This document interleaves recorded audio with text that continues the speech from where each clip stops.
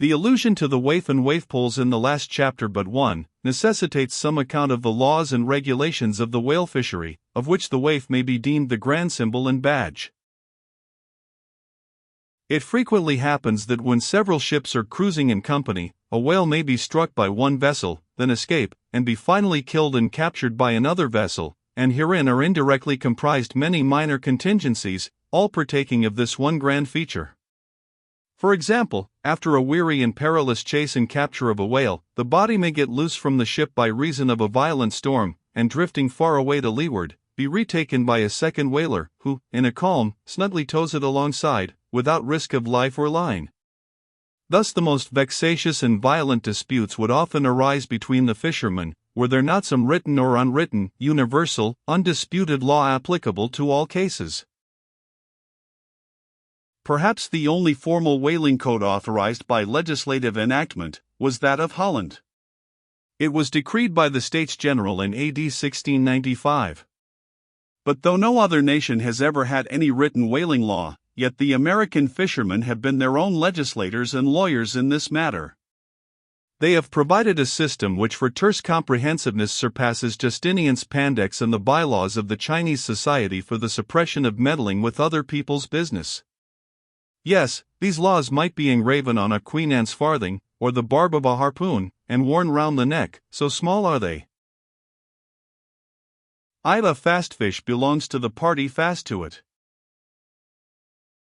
2. A loose fish is fair game for anybody who can soonest catch it.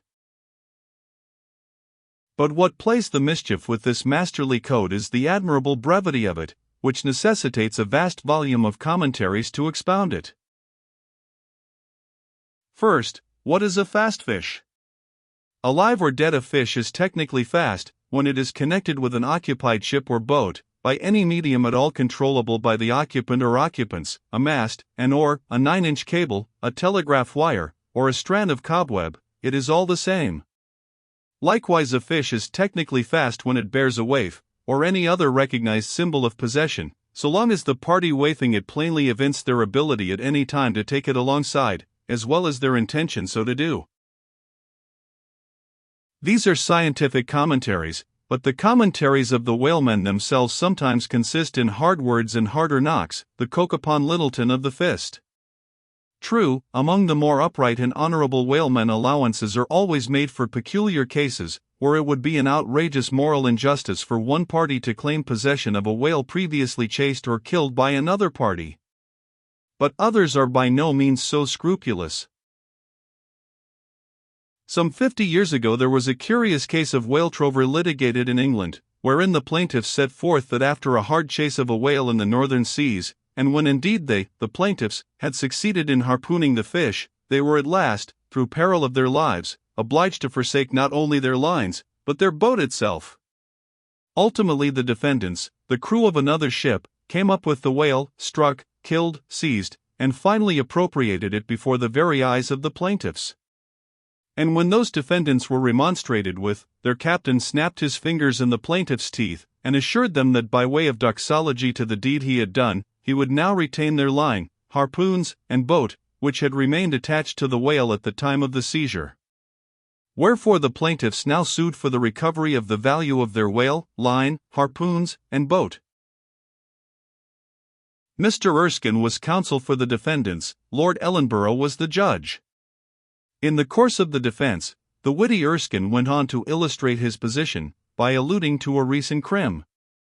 Con. Case, wherein a gentleman, after in vain trying to bridle his wife's viciousness, had at last abandoned her upon the seas of life, but in the course of years, repenting of that step, he instituted an action to recover possession of her. Erskine was on the other side, and he then supported it by saying, that though the gentleman had originally harpooned the lady, and had once had her fast, and only by reason of the great stress of her plunging viciousness, had at last abandoned her, yet abandon her he did, so that she became a loose fish, and therefore when a subsequent gentleman re-harpooned her, the lady then became that subsequent gentleman's property, along with whatever harpoon might have been found sticking in her.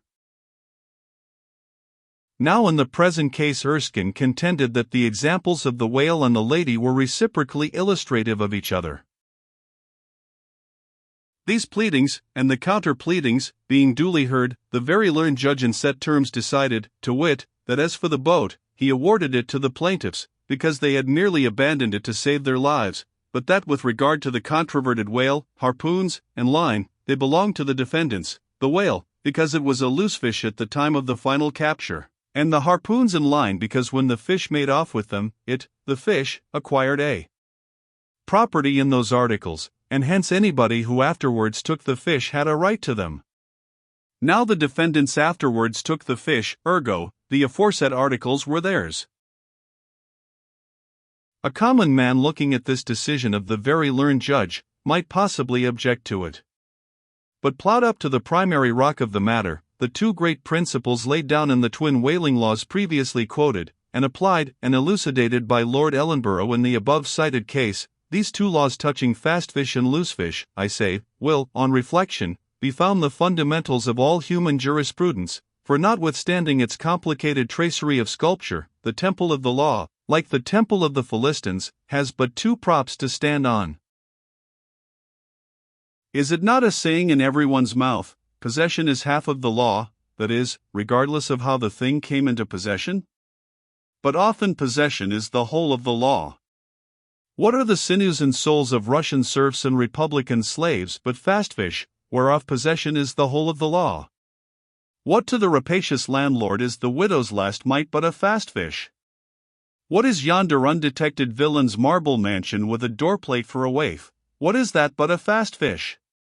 What is the ruinous discount which Mordecai, the broker, gets from poor Woebegone, the bankrupt, on a loan to keep Woebegone's family from starvation? What is that ruinous discount but a fast fish? What is the Archbishop of Savesal's income of £100,000 seized from the scant bread and cheese of hundreds of thousands of broken-back labourers, all sure of heaven without any of Savesal's help? What is that globular £100,000 but a fast fish? What are the Duke of Dunder's hereditary towns and hamlets but fast fish? What to that redoubt harpooner, John Bull, is poor Ireland, but a fast fish? What to that apostolic lancer, Brother Jonathan, is Texas but a fast fish? And concerning all these, is not possession the whole of the law?